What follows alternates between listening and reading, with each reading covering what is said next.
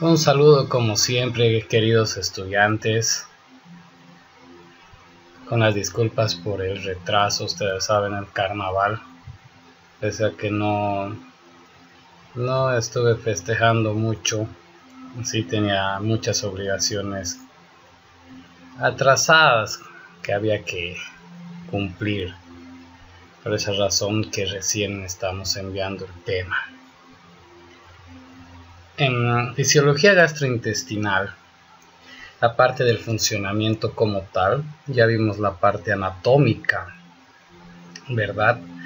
De lo que es el aparato digestivo como tal, las principales estructuras que lo componen. Y ahora llega el momento de que veamos el funcionamiento normal. Cuando hablamos de el aparato digestivo, es uno de los sistemas funcionales con que consta nuestro organismo para mantener la vida. Sabemos que a través de él nos nutrimos, nos alimentamos, obtenemos la energía necesaria para poder mantener en funcionamiento todo nuestro organismo. Entonces, sabemos que es importante. Bien, cuando hablamos de las principales funciones, mencionamos la digestión. Transforma los nutrientes, procesos físicos y químicos en pequeñas moléculas que pueden ser incorporadas al organismo.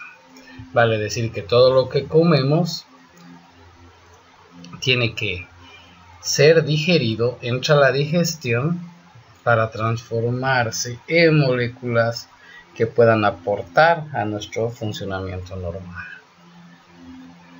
Secreción. Produce sustancias que efectuarán precisamente esas transformaciones químicas necesarias para la digestión. Absorción. Incorporar esas pequeñas moléculas de nutrientes derivadas de los procesos digestivos al organismo. Y excreción. Eliminar las sustancias que no se pueden absorber. Defecación. ¿De acuerdo? Entonces, estas 4 funciones son las que caracterizan al aparato digestivo como tal.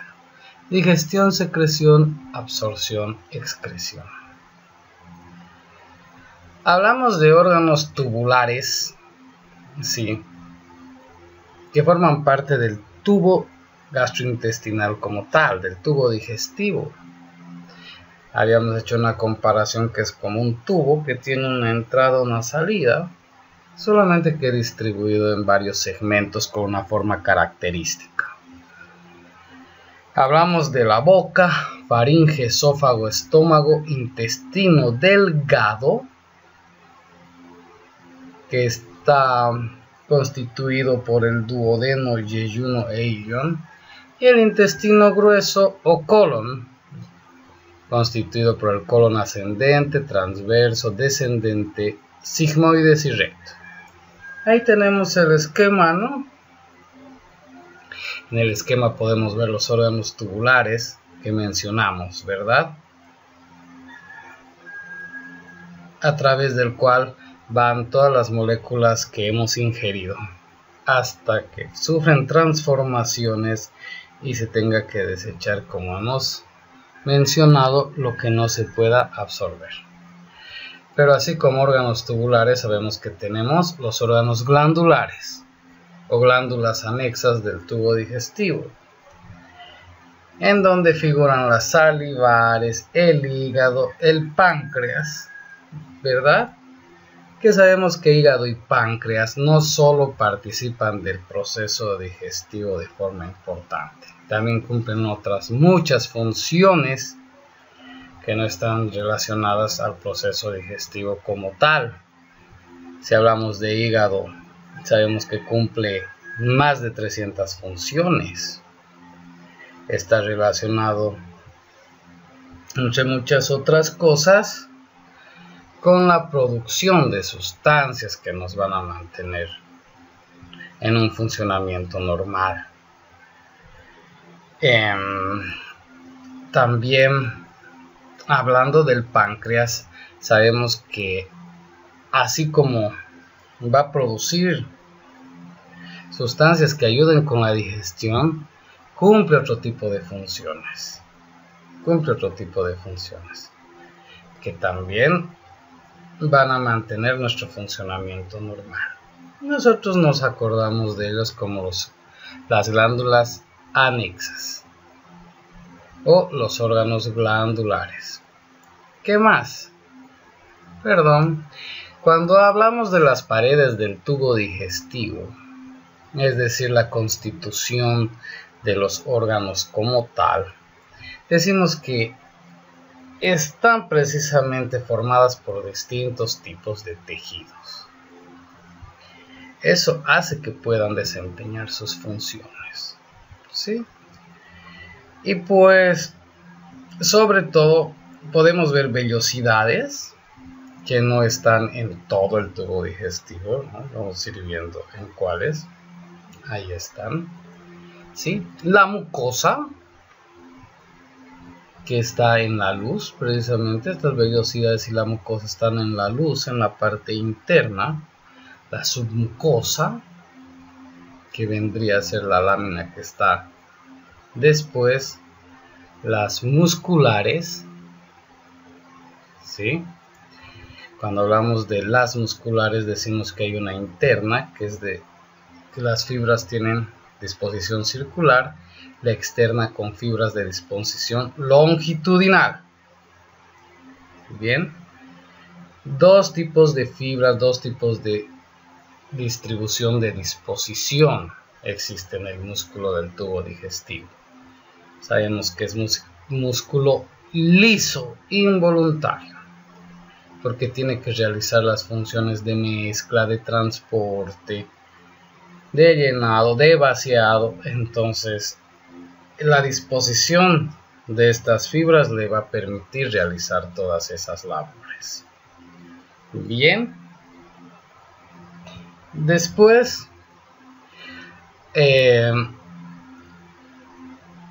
mencionamos que hay una muscular de la mucosa, ¿sí? Lámina propia y epitelio, como vemos aquí. En sí, las partes más importantes que debemos recordarnos. Bien, y por aquí una glándula, ¿no? Estos tejidos forman varias capas, como decimos. La mucosa, la submucosa, las musculares, ¿sí? Y la capa más externa es la serosa, la que envuelve, ¿sí? Es como la membrana que envuelve a todo lo demás. Esa parte brillante, ¿no? Lo que tiene envuelto de una disposición lisa externa es la serosa, tejido conectivo. ¿De acuerdo? Bien. Esas capas musculares habíamos dicho que le da motilidad, ¿sí? Permite que los alimentos se mezclen con las secreciones digestivas y hace que el contenido vaya avanzando, se vaya moviendo por los diferentes segmentos. Entonces, estos movimientos, que son de dos clases, reciben los nombres de mezcla y peristálticos, ¿sí? Como vemos aquí el ejemplo de la peristalsis, lo que ingerimos va siendo empujado. Como vemos aquí aprieta hasta que llega más abajo, a un segmento de más abajo, otra vez es apretado y se va moviendo. Esa es la peristalsis. Y ahí adentro, en cada sector, se va mezclando también. Hay otro tipo de movimientos que permite que el contenido se mezcle con las secreciones. Bien. El tubo digestivo produce varios tipos de secreciones que permiten esta digestión y absorción de los nutrientes. así como protección contra la actividad química digestiva de muchas de sus propias, precisamente, secreciones. ¿De acuerdo?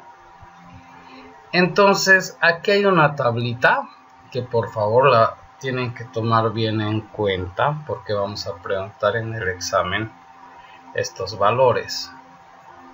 Por ejemplo, entre otros datos dice que saliva, ¿sí? La saliva dentro de las secreciones se va a dar a una razón de 1000 mililitros al día con un pH de 6 a 7, ¿sí? La saliva está dentro de un pH, podríamos decirlo, equilibrado. Está en la boca, ¿verdad? Ya que si tuviéramos una saliva ácida nos podemos hacer daño, ¿sí? Aunque este pH, como vemos aquí, tiene un rango que va variando de persona a persona e incluso hay enfermedades que le hace variar. Bien. Otro detalle, el jugo gástrico, alrededor de 1500 mililitros al día de secreción, con un pH de 1 a 3.5. Aquí vemos sí algo demasiado ácido, porque tiene que cumplir muchas funciones de degradación sobre todo. Habíamos mencionado que es por eso que cuando sale contenido del estómago, sube por el esófago, llega a la boca, quema. Esa sensación quemante que tenemos es precisamente por el pH ácido que hay en el contenido gástrico. Y aquí otras secreciones, jugo pancreático, bilis, intestino delgado, duodeno, colon. Son secciones en donde también van a haber secreciones y aquí con una producción menor y con variaciones de pH. Estas secreciones como tal tienen enzimas proteolíticas que digieren proteínas, lipolíticas digieren lípidos, amilasas, disacaridasas que digieren carbohidratos, ¿sí? Que incluso hay en la saliva. Jugo gástrico que además tiene ácido clorhídrico, y ahí el responsable, ¿no?, del pH tan bajo. El jugo pancreático que produce el páncreas y se va al duodeno. Jugos intestinales en los diferentes segmentos. Bilis que también va a dar al duodeno. Hay también producción que protege la mucosa, ¿sí? Un polisacárido resistente a la acción de las enzimas digestivas y recibe el nombre de mucus, ¿sí? Precisamente es como un moco que recubre las paredes internas de los órganos y evitan de que haya un daño por las propias enzimas. Es una protección que hay. Aquí tenemos otro cuadro que por favor lo van a tomar en cuenta. Sobre todo me interesa que miren la primera enzima, la tialina o amilasa salival, que está precisamente en la saliva. Ni bien introducimos algún alimento a la boca y empezamos a producir saliva, aparece. Inicia el catabolismo del almidón, ¿sí? Hidrato de carbono. Y aquí tenemos una lista más de otras enzimas: pepsina, renina, lipasa gástrica, ¿sí? A nivel del estómago, tripsina, quimiotripsina, carboxipeptidasa, ribonucleasa, desoxirribonucleasa, lipasa pancreática a nivel del jugo pancreático, enteroquinasas, peptidasas, sacarasa, maltasa, lactasa a nivel del jugo intestinal. Y aquí están las funciones que van a desempeñar. Las vamos a mencionar más adelante, pero tomar en cuenta estas enzimas que son las más importantes. Bien, eso a grandes rasgos. Ahora nos interesa ir a los segmentos, porque en cada segmento del tubo digestivo se realiza digestión de una diferente manera de acuerdo a las estructuras, de acuerdo a los órganos que se tienen y cómo van a funcionar, obviamente. Decimos que la digestión empieza en la boca. Ahí hemos hablado de órganos especiales duros que son las piezas dentarias o dientes, que habíamos pedido que dibujen y pongan sus números, ¿verdad? Básicamente hacen partición y trituración de los alimentos mediante movimientos de descenso y ascenso de la mandíbula, función denominada masticación, ¿no? Cosas muy básicas, ¿no? Abriendo y cerrando, en otras palabras, la boca. Logramos la masticación. ¿Qué más? Además de la masticación, hay otros procesos, ¿sí? Recordamos, eso sí, que la masticación se da gracias a la acción de los músculos masticadores. Habíamos mencionado que el más potente es el músculo temporal, que está aquí. Luego está el músculo macetero. Tenemos otros músculos como el cigomático, que también están relacionados a la masticación, ¿sí? Como referencia, acordarnos que la masticación se da gracias a el movimiento de estos músculos. ¿Qué más?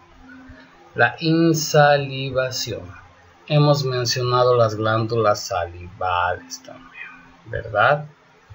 Especialmente la más grande, que es la parótida, cuya inflamación termina en la enfermedad que conocemos como paperas, parotiditis. ¿Sí? Ahí está, como vemos, es grande. Luego tenemos las submaxilares, las sublinguales. Como estaba en el cuadro de adelante, hemos dicho que en la saliva que vierten estas glándulas se encuentra la enzima amilasa salival, ¿sí? La tialina. Ahí empieza la digestión. El momento en que empezamos a masticar los azúcares, especialmente cuando hablamos de almidones, empiezan a ser degradados por la enzima presente ahí. Luego tenemos la deglución en su primera fase. Perdón porque está tapado ahí. La deglución o el tragar va a tener sus fases. Entonces, el momento que ya masticamos, insalivamos, tenemos que proceder a tragar el alimento, a deglutir. Entonces, lo hacemos llevando el alimento hacia el siguiente segmento del tubo digestivo desde nuestra boca. Esa primera fase era la fase oral, ¿sí? La fase bucal de la deglución. Luego viene la fase faríngea, que sería la segunda fase. Bien. Aquí tenemos un esquema, ¿sí? En donde vemos cómo al momento que tragamos se debe ir el contenido hacia el esófago, que está por detrás de la laringe, y conduce a la tráquea y se va hacia aparato respiratorio. Tiene que entrar todo hacia el esófago. Para conseguir esto, la epiglotis, que es el cartílago que tapa precisamente el ingreso a la vía aérea, debe cerrar esa vía para que no ingrese ahí los alimentos, nos atoremos, ¿verdad? De esa manera se va todo hacia el esófago, sigue su camino hacia estómago. Entonces, algunas estructuras que nos debemos acordar. Dice, aquí primero el velo palatino asciende y ocluye la comunicación con la nasofaringe. ¿Sí? En un momento dado, la comunicación que hay de la faringe con la nariz se tiene que cerrar el momento que se está tragando. Entonces la comida tampoco se va hacia la nariz. En B y C, el cartílago epiglotis, ¿sí? Como vemos aquí, desciende sobre la laringe y evita la entrada, ¿verdad?, a las vías aéreas. Como vemos aquí, todo se va hacia esófago. Es la fase faringea de la deglución, ¿sí? De la boca pasa hacia la faringe.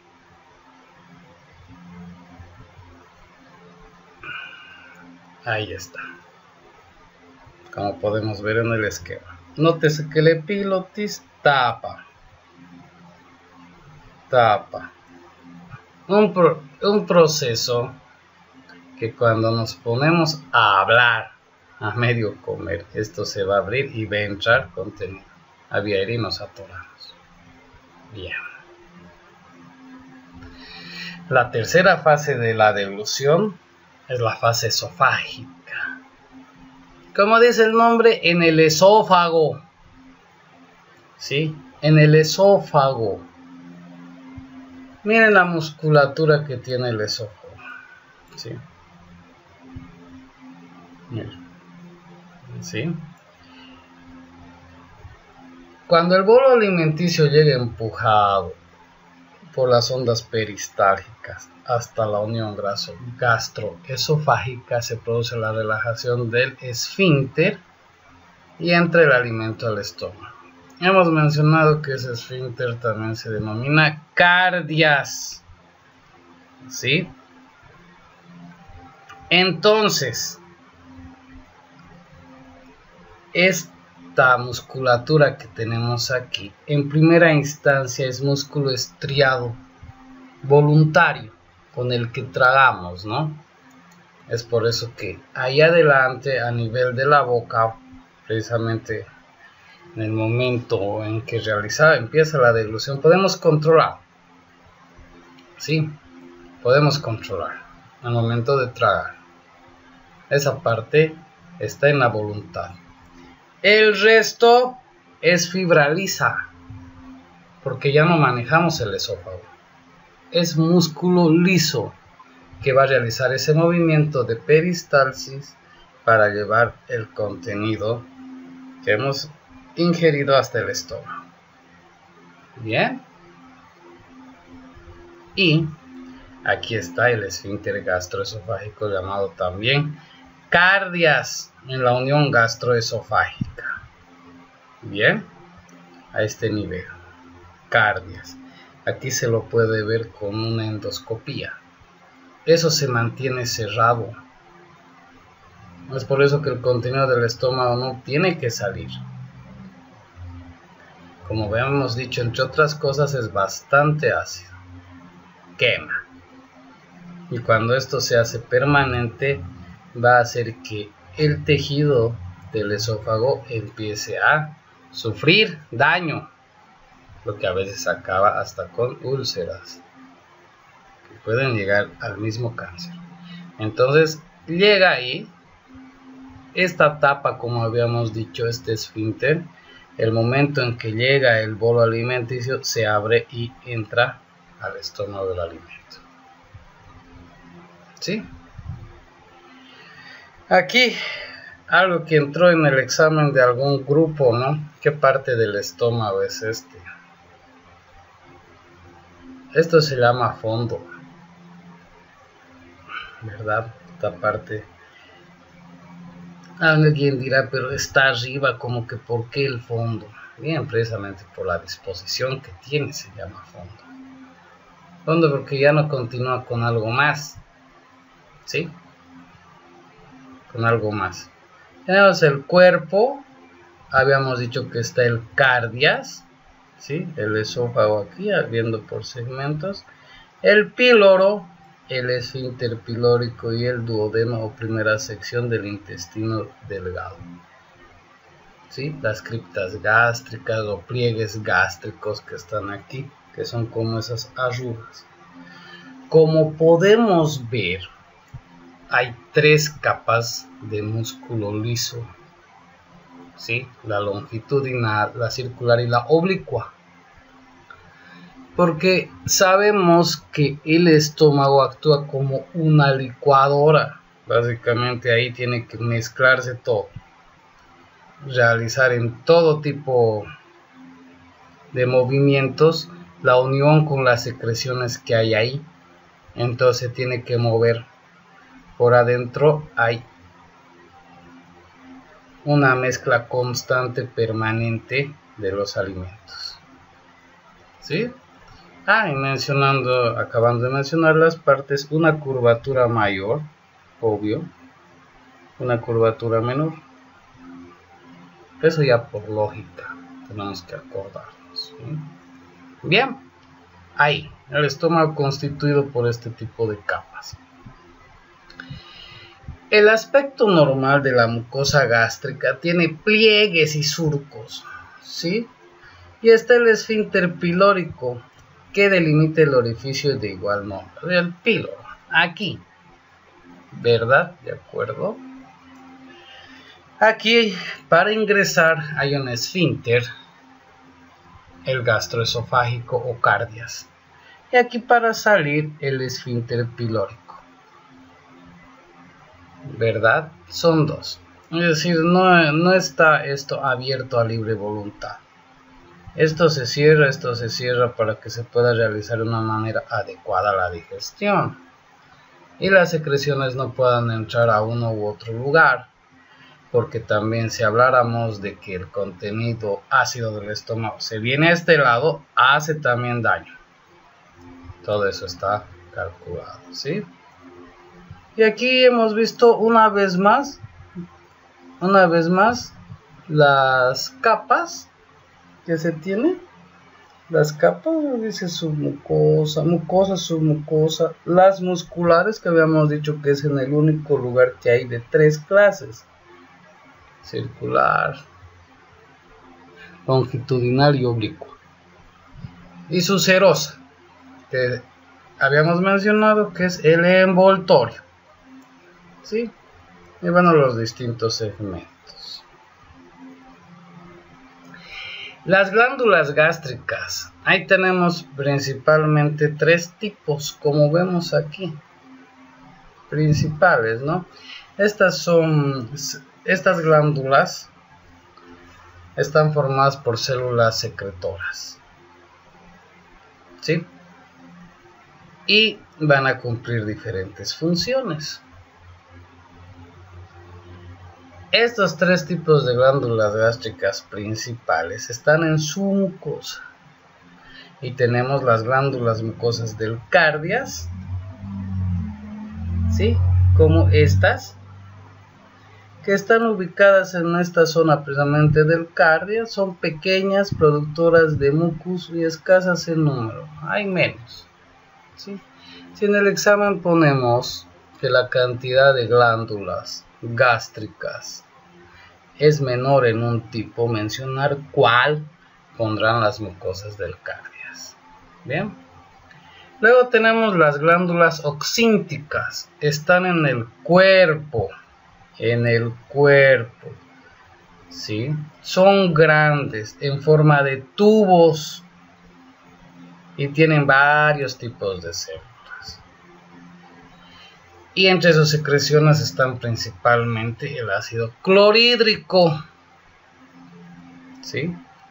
Hay 4 tipos de células que forman estas glándulas. Las células mucosas, que ocupan casi toda la región del cuello de la glándula, ¿sí?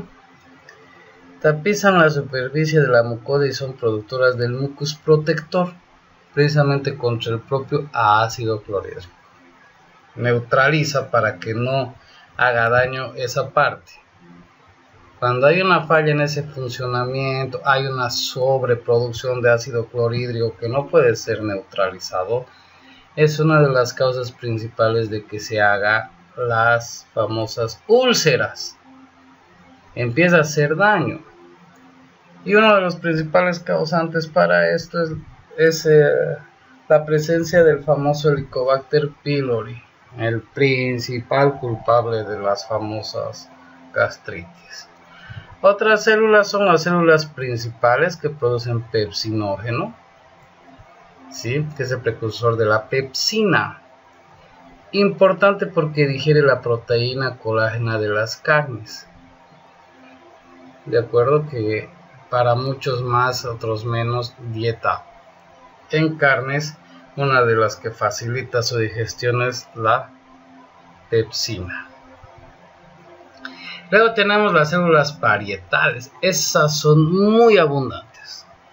Y esta puede ser pregunta también del examen. Ellas producen el ácido clorhídrico. ¿Sí? ¿En qué células se produce el ácido clorhídrico? En las células parietales. Y también producen el factor intrínseco para la absorción de la vitamina B12. Ese ácido clorhídrico tiene varias funciones. Activa el pepsinógeno para que se vuelva pepsina, que habíamos dicho para las carnes, ¿sí? Actúa también directamente sobre muchas proteínas, ayudando en su digestión química. Otro, ejerce acción bactericida sobre un gran número de bacterias que entran por la boca, ¿no? Somos expertos en comernos cochinadas. Hecha de donde sea, como sea, de la calle, de dudosa procedencia. Felizmente una de las protecciones que hay es el ácido clorhídrico. Hay muchas bacterias que no pueden tolerar el pH tan bajo que tiene. Nos sirve de defensa. Las células enterocromafines que producen histamina, que estimula la producción de ácido clorhídrico en las células parietales. ¿De acuerdo? Uno de los detalles que tiene el ácido clorhídrico también es que inactiva la acción de la amilasa salival, de la tialina, que ha empezado la digestión de los hidratos de carbono, sobre todo el almidón. Es por eso que este proceso debe continuar luego. Es decir, casi en el estómago no se da. ¿Sí? Aquí hay esta es una foto de la célula oxíntica. ¿Sí? Aquí está. Cómo actúan. ¿Sí? Aquí también dice de las células que producen el mucus. Se forma y se secreta. Más o menos tiene esta forma como de un abanico, en donde se va produciendo las moléculas y van saliendo. Las glándulas pilóricas. Si yo hablo de pilórico, está pues cerca del píloro. Habían las del cardias, en la mucosa del cardio, pilórica en la mucosa del píloro. Las otras, las más abundantes, están en el cuerpo. ¿Sí? Estas también son tubulares. Y van a producir un mucus espeso. Aquí existe una célula endocrina que es la célula G, que produce la gastrina, que también puede ser pregunta de examen. A nivel de qué célula se produce la gastrina, me tienen que decir las células G. Y esa gastrina, ¿qué hace? Estimula a las células parietales, ¿sí?, para que liberen ácido clorhídrico. Entonces hay un estímulo de más de un lugar o de más de una estructura celular para que se produzca el ácido clorhídrico. Importante. El estómago, entre otras cosas, sirve de reservorio o almacén transitorio de los alimentos deglutidos para que sufran otras transformaciones en el mismo estómago y en otros segmentos. ¿Sí? Es por eso que el estómago tiene esa forma. Es prácticamente una bolsa. Así, un reservorio transitorio, un almacén. Ahí llega y ahí se mantiene un buen rato lo que hemos ingerido. ¿no? Pero tiene esa capacidad de distenderse en caso de que a veces exagere comiendo. Inicia la digestión química con el jugo gástrico sobre todo. Alimentos de muy compleja estructura molecular como la proteína. Las proteínas, sobre todo las de origen cárnico, ¿verdad? Yo les decía que la proteína tiene su composición, moléculas, sobre todo los aminoácidos, que se deben ir sintetizando, degradando para volverse absorbibles. Bien. ¿Qué más? Mezcla mediante movimientos de sus paredes el contenido de alimentos con las secreciones digestivas. Eso garantiza una adecuada digestión de los nutrientes. Ojo con esto, ¿no? Hemos visto que tiene 3 capas musculares dispuestas de diferente forma, precisamente para hacer esa función como licuadora, ¿sí? Para garantizar una adecuada digestión, dice, tiene que mezclarse con todo lo que se produce. ¿De acuerdo? Uno de los problemas que hay a veces cuando recién hemos comido y tomamos una cantidad descontrolada de líquidos, refrescos, es que a veces hacemos que no hay una buena digestión. No permitimos precisamente esa mezcla con todo lo producido, con todas las secreciones, para que sea una absorción favorable posteriormente. Porque se pasa, ¿no? Es como que se pasa, ya hemos tomado un montón de líquidos, el proceso que se está dando en el estómago no es el adecuado. Realiza su vaciamiento hacia el duodeno de forma lenta, mediante complejas contracciones peristálticas de sus paredes. ¿Sí? Y a la par de mezclar, también tiene que empujar el alimento para vaciar. Es el vaciamiento que se llama. Posee muy poca capacidad de absorción.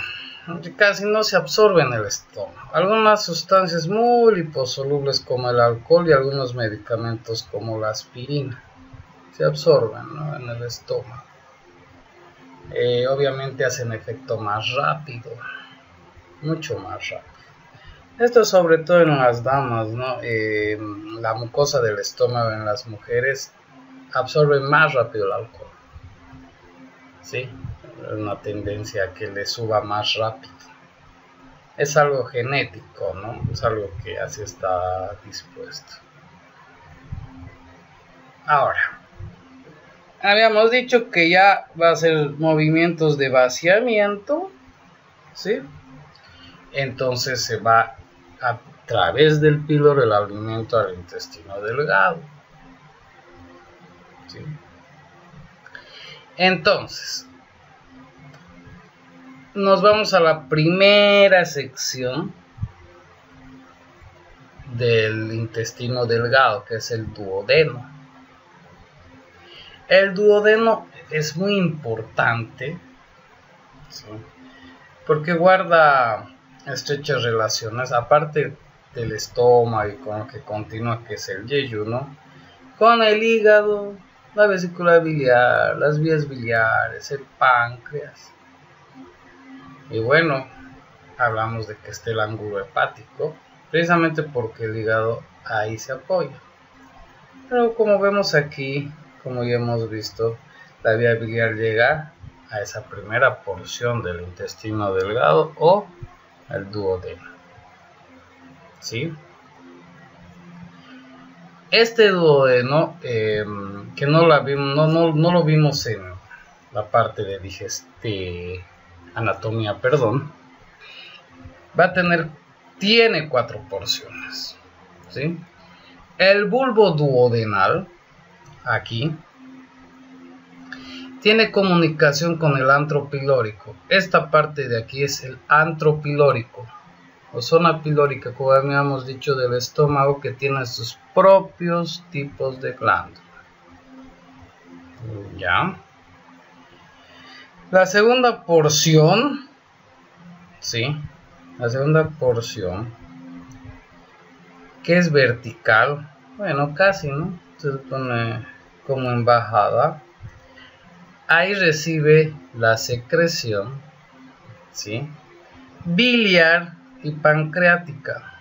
Muy importante. En la segunda porción del duodeno desemboca la vía biliar, la vía pancreática, debemos acordarnos. La tercera porción, que ya va horizontal, bueno, prácticamente horizontal, y su cuarta porción. Ahí es donde forma el ángulo con el yeyuno, ¿sí? Y estas porciones, como dice aquí, forman una especie de marco que rodea el páncreas. La mucosa, ¿sí?, tiene varios pliegues.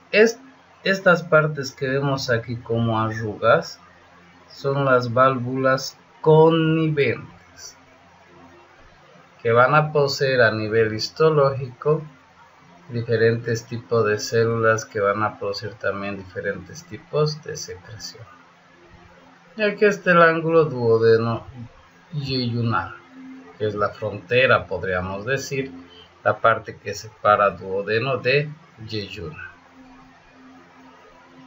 Aquí tenemos otro esquema, otro dibujo, precisamente de la primera porción, en donde vemos el conducto, la vía biliar, la vesícula, el hígado, ¿sí?, que viene y se une al conducto pancreático, ¿de acuerdo? Y aquí vamos a tener un esfínter pequeñito, el esfínter de Oddi, que va a regular el ingreso de las secreciones de las glándulas. Muy importante, porque lo que aportan tanto hígado como páncreas es fundamental para la digestión, sobre todo de determinado tipo de compuestos, ¿sí? Ahí está, un poquito más claro. El conducto pancreático, que se va a unir aquí, ¿sí?, a la vía biliar, al conducto hepático común, ¿no?, que viene desde hígado y desde vesícula. Aquí las secreciones de ambos órganos se van a venir a la segunda porción del duodeno. Correcto. ¿Qué más?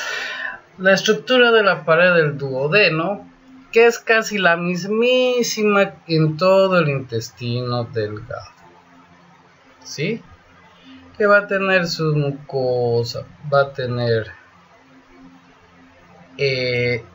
la parte muscular de la mucosa, ¿sí?, la submucosa, la capa de muscular circular, de fibras circulares, la capa muscular de fibras longitudinales y, como habíamos dicho, su envoltorio ocerosa, ¿sí?, ocerosa, ¿sí?, las válvulas conniventes que habíamos mencionado, y las vellosidades que aumentan la capacidad de absorción. Precisamente esas vellosidades hacen que se pueda absorber más, de una manera más adecuada y eficiente, todo lo que llega hasta ahí, ¿sí? Para hablar de algunas enzimas que secreta el páncreas, nos vamos a referir a la amilasa pancreática. La amilasa pancreática, entre otras funciones, trata de dividir, ¿sí?, trata de conseguir que las cadenas de polisacáridos, como los almidones, dextrinas y otros polisacáridos, glúcidos o carbohidratos, se puedan convertir en moléculas más fáciles de absorber. como son estos disacáridos, los cuales tienen que llegar a monosacáridos para poderse absorber en sí finalmente. De ahí que se forma la sacarosa, que está formada por fructosa más glucosa, la lactosa, que es la galactosa más glucosa, y la maltosa, que es una glucosa más otra glucosa. Son disacáridos, moléculas más simples. Estos de aquí, sobre todo los almidones, están conformados por cadenas grandes, ¿sí? De estos, ¿sí? La amilasa pancreática, que es una enzima que secreta el páncreas, ayuda a que estos se dividan en estos, ¿sí? Para que después puedan ser absorbidos como monosacáridos. Digestión química que realiza el páncreas. ¿Qué otras moléculas se van a digerir en duodeno? Proteínas, sobre todo las carnes. Y aquí ocurre algo muy importante, ¿sí? Estas enzimas que vemos aquí son demasiado fuertes, podrían digerirlo al mismo páncreas. Pero la naturaleza es tan sabia, llamémosle, nuestro creador nos hizo tan perfectos, si queremos, ¿no? Que se secretan en esta forma inactiva, ¿sí? Como tripsinógeno, quimiotripsinógeno y procarboxipolipeptidasa. Son formas inactivas precursoras de ellas, ¿sí? Para que éstas se transformen en estas otras, una vez que llegan a nivel de duodeno, tienen que mezclarse con otro tipo de sustancias que segregan las glándulas ahí, ¿sí? Otro tipo de sustancias, y recién se transforman en estas enzimas que sí van a poder digerir las proteínas, ¿sí? Entonces ya pueden contra proteasas, peptonas, polipéptidos grandes. Las moléculas de proteína, cuando ingerimos, son polipéptidos. Polipéptidos, como habíamos dicho, polisacáridos, los azúcares complejos. Las proteínas son polipéptidos y son difíciles de digerir, de absorber. Se tienen que volver en estos más pequeñitos, dipéptidos, tripéptidos, tetrapéptidos, los cuales se llaman oligopéptidos, gracias a la acción de estas enzimas. Entonces podemos preguntar, las enzimas precursoras y las enzimas ya activas, ¿quiénes son precursoras de quiénes? ¿Sí? Aquí tenemos, por ejemplo, la enteroquinasa. Está también la colecistoquinina, que ante la presencia de ciertos compuestos en el duodeno se empiezan a secretar para que a través de los órganos lleguen los precursores para que se transformen en las enzimas que ayuden a digerir. La colecistoquinina está más en relación a las grasas. Estas otras de aquí están más en relación a las proteínas, ¿sí? Y aquí está, ¿sí? Cuando hablábamos de las grasas. Si hablamos de las grasas como tal, tienen que pasar primero por un proceso de emulsión. Es decir, las grasas se empiezan a digerir en el duodeno. En estómago no. En estómago no digerimos grasas. Eso se tiene que saber, tiene que quedar bien claro. A nivel de duodeno, ¿por qué? Porque el principal compuesto, la principal secreción que va a ayudar a su digestión es la bilis. ¿Y dónde desemboca la vía biliar? En la segunda porción del duodeno. ¿Eso por acción de quién? La colecistoquinina. ¿Sí? La colecistoquinina va a mandar información para que se contraiga el músculo liso que tenemos en vías biliares, en vesícula biliar, sobre todo, y empieza a salir la bilis y se puedan empezar a sintetizar, a convertir en moléculas de mayor facilidad de absorción. Entonces, como mencionamos alguna vez, tenemos que tener las moléculas de grasa convertidas a estructuras más fáciles de poder absorber. ¿Sí? Entonces, aquí en esta segunda sección dice, tenemos algunas cosas, tenemos algunos detalles que hay que mencionar, ¿sí? La bilis es acumulada y concentrada hasta 15 veces en la vesícula. ¿De acuerdo?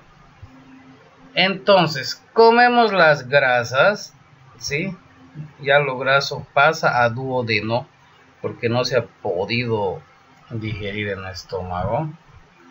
Hay la colecistoquinina por vía sanguínea. Va a hacer que llegue la orden del sistema nervioso autónomo y se va a contraer la vesícula. Y ese esfínter de Oddi que habíamos dicho, el chiquitito de ahí, se abre. Llega ahí, ¿sí? Llega ahí la bilis y empieza recién su digestión. ¿Sí? Entonces, es todo un proceso que hay. Porque existe inclusive otra enzima que es la secretina, ¿sí? Que también viaja por vía sanguínea y estimula la secreción por los conductos hepáticos.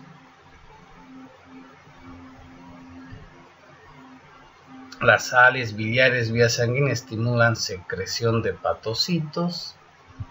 Hay contracción débil de vesícula. Es un proceso cuando llegan los alimentos grasos hasta el duodeno. ¿Sí?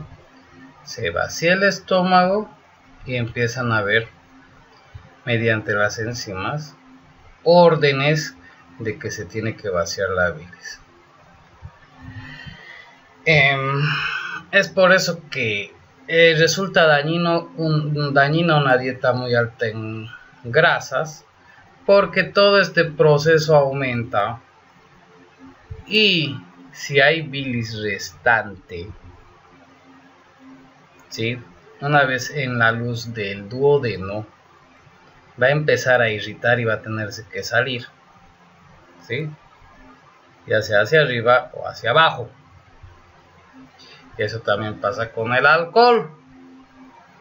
Cuando también consumimos mucho, es un proceso que hay, de que el hígado también intenta convertir en su forma no tan dañina, no tan tóxica, y hay una sobreproducción que cuando queda libre tiene que ser expulsada porque es dañina, irrita, y ahí viene que se regurgita, ¿no? Se regurgita muchas veces bilis. ¿Qué más? En el duodeno hay enzimas lipolíticas, ¿sí? Entonces, ¿quiénes están de importantes ahí? La lipasa pancreática, la fosfolipasa y la colesterolesterasa, el páncreas, ¿sí? Vale decir que no solamente la bilis y el hígado, se necesita otras enzimas que aporta el páncreas. Y está la lipasa pancreática que actúa sobre los triglicéridos. los hidroliza hasta monoglicéridos y ácidos grasos libres, así como diglicéridos, y pueden ser absorbidos más fácilmente. Está la fosfolipasa, que digiere a los fosfolípidos en glicerol y ácidos grasos libres. Está la colesterolesterasa, que digiere a los ésteres del colesterol en colesterol libre y ácidos grasos libres. ¿Sí? Aquí hay dos tipos de compuestos que han debido escuchar: los triglicéridos, el colesterol. Ellos son parte importante, ¿verdad?, de aporte de energía y de muchas de las estructuras del organismo, que cuando están por demás, ¿sí?, cuando están por demás, se van a convertir, se van a ir a alojar en donde se pueda, ocasionando que, sobre todo a nivel abdominal, empiecen a acomodarse y empezamos a engordar, ¿no? Es uno de los problemas que hay, porque hasta cierto punto absorbemos, utilizamos como energía, como parte de las estructuras. El sobrante se va a ir donde pueda acomodarse. Y bien, cuando hablamos de la digestión en yeyuno íleo, que son las siguientes estructuras que continúan al duodeno, ¿sí?, que, si nos acordamos bien, un aproximado de 6 metros tiene nuestro intestino delgado, algunos dicen 7, de los cuales el yeyuno solamente mide 26 a 30 centímetros. ¿De acuerdo? Y ya el yeyuno mide 3.5, íleon tiene 2.5, son datos aproximados, ¿sí? Datos aproximados.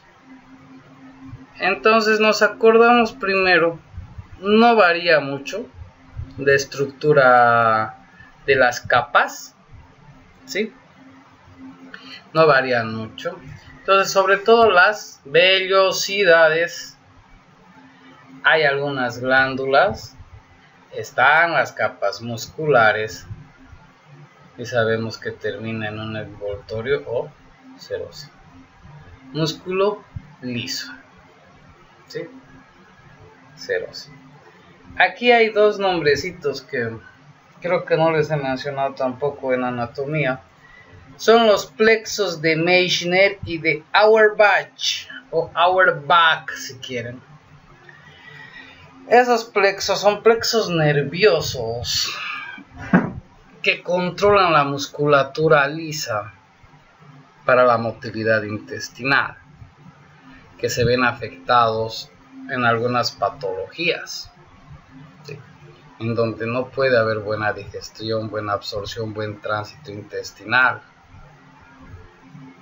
Y aquí tenemos algunas estructuras más, como son las criptas de Lieberkühn, que se encuentran entre medio de las vellosidades. Como vemos aquí, estos lilas son vellosidades, y entre medio están las criptas de Lieberkühn, que tienen varios tipos de células, como la célula de Panet, tiene células regenerativas, células enteroendocrinas caliciformes, que actúan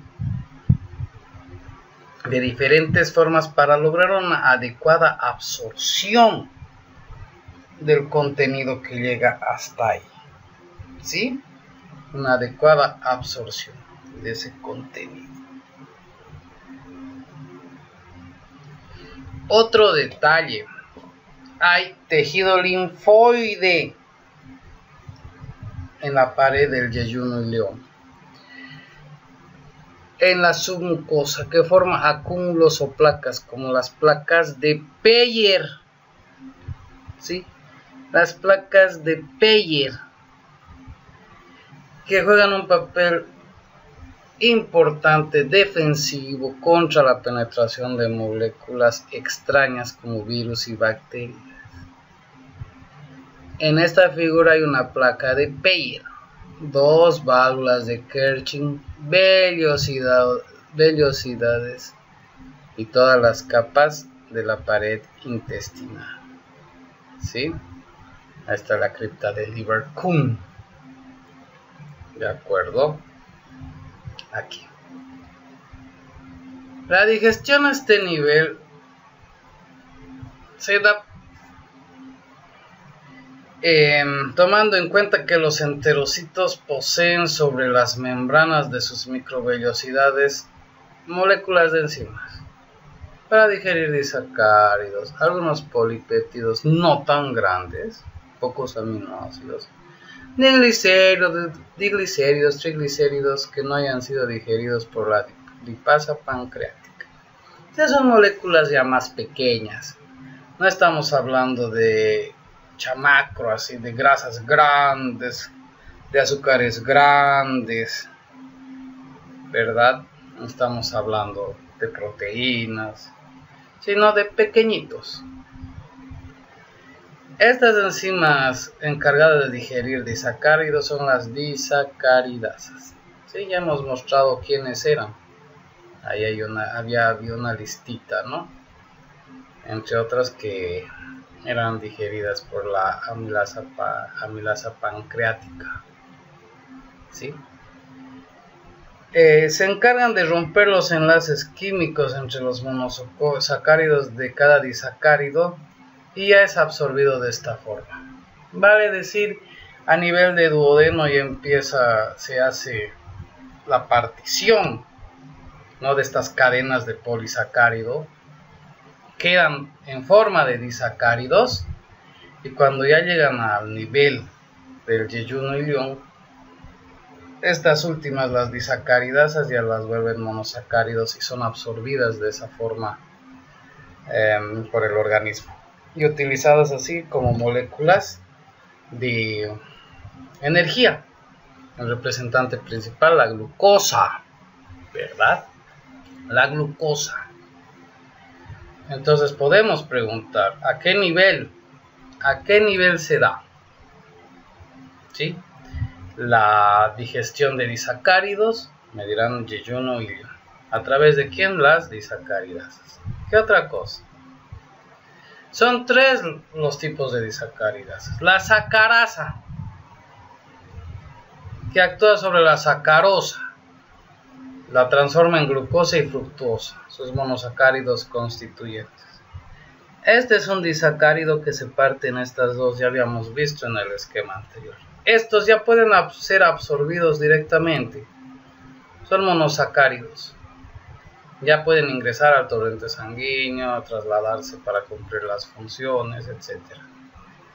La lactasa sobre la lactosa, que la transforma en glucosa y galactosa. ¿Sí? El azúcar de la leche, que es la galactosa. ¿Sí? Hay un detalle. La gente que tiene intolerancia a la lactosa, ¿sí?, sobre todo se ve en niños, muchas veces tiene un problema en la producción de esta disacaridasa. A veces se da que no puede transformarse en estas. No puede ser. Entonces, como no se puede, el organismo hace que se expulse. Entonces no pueden tomar leche, esas personas terminan vomitando. Es una de las causas. Y las maltasas que transforman la maltosa, tosa, en 2 moléculas de glucosa. Esas son las disacaridasas. Podemos preguntar cuáles son. Igualmente los enterocitos, ¿sí?, que sobresalen de la membrana de las microvellosidades, tienen las peptidasas, que digieren polipéptidos. Estamos hablando de proteínas, endipéptidos, tripéptidos, aminoácidos libres. ¿sí? Aminoácidos libres, ¿sí? Estos enterocitos presentan en la membrana de las microvellosidades también la lipasa intestinal, que hidroliza a las moléculas de diglicéridos y triglicéridos que puedan haber escapado a la lipasa pancreática en ácidos grasos libres y glicerol libres, que como habíamos dicho también ya son moléculas de grasa que se van a utilizar tanto para estructura y función como combustibles, ¿no? Siendo que los excedentes se van a ir a donde puedan ponerse. Bien. Detalle importante: el intestino delgado absorbe cada día cientos de gramos de carbohidratos, 100 o más gramos de grasa, 50 a 100 de aminoácidos, 50 a 100 de iones, 7 a 8 litros de agua. Sin embargo, la capacidad del intestino delgado normal es muy superior y puede llegar a incluso a varios kilogramos de carbohidratos, 500 gramos de grasa, 500 a 700 de proteínas y más de 20 litros de agua diarios. Son datos que podemos tomar en cuenta, debemos tomar en cuenta la absorción, la gran capacidad que tiene el intestino delgado. Y precisamente porque su superficie de absorción está incrementada por la presencia de las vellosidades. ¿Sí? ¿Qué moléculas? Por ejemplo, cuando hablamos de la absorción, vamos a mencionar en primer lugar a las moléculas de agua y de sodio, que van a tener un tipo de transporte activo, ¿sí? Entre otras cosas, algunas por difusión se pasan a la célula y el agua pasa, como podemos ver. Algo de interesante es que, por ejemplo, cuando pasa el sodio, como vemos aquí, deja una especie de vía para que pasen, por ejemplo, los monosacáridos. Utiliza el mismo transporte, ¿sí? El mismo transporte hasta el capilar sanguíneo. ¿De acuerdo? Es una forma que se tiene. Transporte activo y por difusión. Entonces, como podemos ver aquí, hemos dicho que para las proteínas, la pepsina, la tripsina, las peptidasas van a degradar hasta convertir en aminoácidos. Como vemos aquí. Aquí está la cadena de proteínas, un polipéptido, son polipéptidos, se van a ir convirtiendo en dipéptidos, tripéptidos, aminoácidos libres o péptidos pequeños. Estos van a poder ingresar, ¿sí? Van a poder ingresar. Aquí están las peptidasas que los convierten en moléculas sencillas. En el caso de dipéptidos, tripéptidos, van a ser degradados hasta que lleguen a la circulación. ¿Sí? Empieza la molécula grandota. Se necesita enzimas. Los van a degradar a puntitos pequeños, ya no cadenas. Así sueltitos o pequeñitos pueden trasladarse a la circulación. Así grande no.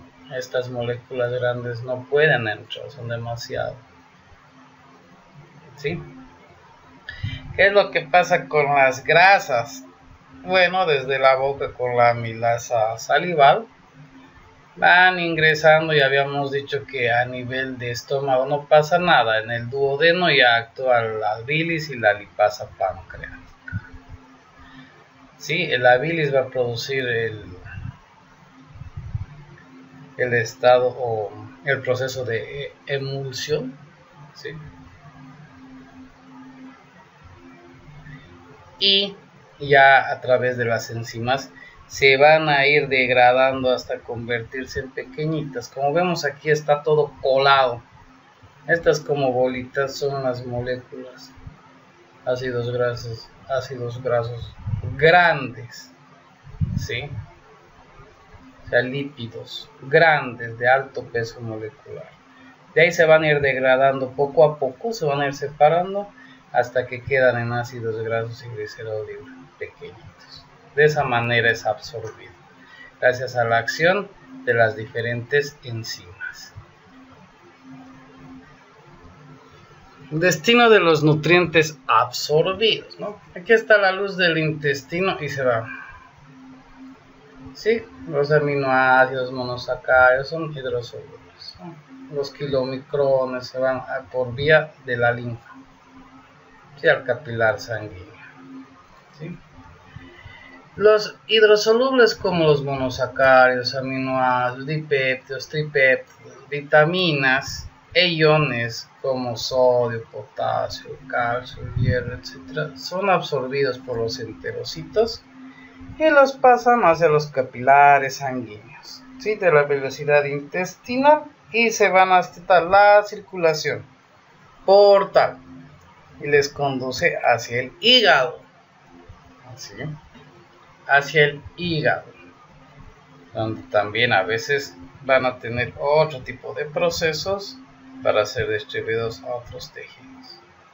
Es uno de los destinos, ¿sí? A través de la vía porta. Las moléculas de grasas, ¿sí? Reensambladas en kilomicrones se van a través de los capilares linfáticos de las vellosidades, ¿sí?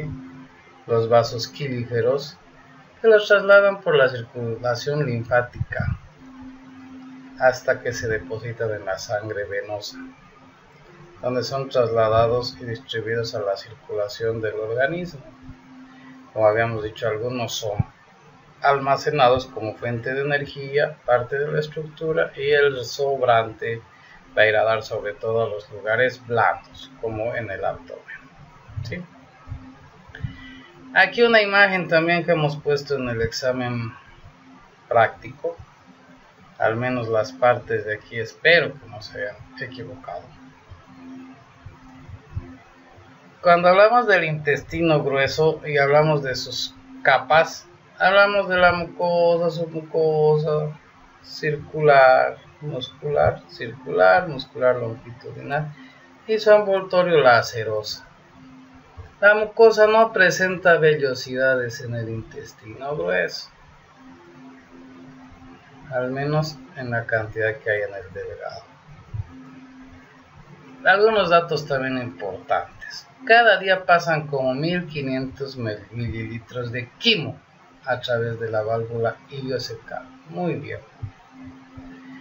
Vamos a decir que cuando el bolo alimenticio llega al estómago, empieza su digestión, se mezcla, empieza la degradación y demás, se transforma en quimo. Y ese ya viaja a través del intestino delgado. Por eso dice que hay 1500 mililitros de quimo que llegan a través de la válvula iliocólica o iliocecal, ahí abajo, ¿no? Que es la unión del intestino delgado con el grueso.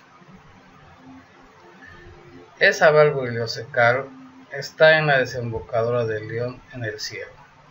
Tiene un engrosamiento de capa muscular circular del ilion precisamente. Regula el paso del quimo, ¿sí? El paso del quimo del delgado al grueso. De la misma forma que el píloro regula el vaciamiento del estómago a duodeno. Otra válvula, ¿no? Que habíamos mencionado. ¿Qué más? La mayor parte de agua y electrolitos aún presentes en el quimo se absorben en el colon. De manera que habitualmente las heces excretadas tienen menos de 100 mililitros de agua, por eso son más sólidas, no tienen que ser más sólidas. Además se absorbe la práctica total de los iones, de forma que solo se excretan de 1 a 5 miliequivalentes de sodio y cloro por las heces, ¿sí? Se hacen análisis en los laboratoriales para determinar si se está perdiendo sodio, se está perdiendo cloro. Sobre todo en las diarreas hay ese problema, ¿sí? Que se van los electrolitos más de la cuenta, entonces se necesita reponer. ¿Qué más? Casi toda la absorción en el intestino grueso tiene lugar en la mitad proximal, en el ascendente y partecita del transverso, ¿sí? Mientras que al final, aquí en la parte distal del transverso, en el descendente, en el sigmoide y el recto, solamente se utiliza como depósito transitorio de las heces. Las heces se van almacenando ahí. Aquí se hace absorción, agua y electrolitos que digamos han llegado hasta ahí, ¿sí? Ojo. La mucosa del intestino grueso tiene una gran capacidad para absorción, sobre todo de sodio, y el gradiente eléctrico que esto crea es la causa de la gran absorción de cloro, y el cloro se va de colador por la absorción de sodio que hay ahí. ¿Qué otro detalle? La mucosa del colon secreta bicarbonato que neutraliza los productos ácidos. ¿Sobre todo de qué? Del metabolismo de las bacterias que pueblan la mucosa del colon. Sí. Sabemos que hay bacterias viviendo ahí, que siempre van a estar. ¿Sí? Entonces esas bacterias hacen su metabolismo y pueden hacer más ácidas las heces. Sin embargo, se va a sintetizar bicarbonato y neutralizar para que el pH no llegue a hacerse muy ácido. El intestino grueso puede absorber de 5 a 8 litros de agua y electrolitos en un día. Cuando la cantidad total que penetra en el colon a través de la válvula ileocecal o debido a la propia secreción del intestino supera esta cantidad, ese exceso se elimina en forma de diarrea. Bien, eso ocurre cuando en diversos segmentos ha habido una mala absorción, porque alguna bacteria ha provocado que el funcionamiento normal haga que se absorba toda esa agua. Y entonces se va a ir en forma líquida, como dice aquí, en forma de diarrea. Hay que mencionar, como por ejemplo el cólera. La toxina del cólera se mete a los enterocitos y hace que produzcan cantidad excesiva de líquido y electrolitos, que en ocasiones llega a superar los 10 litros en 24 horas. Entonces va a producirse una diarrea de proporciones que mata,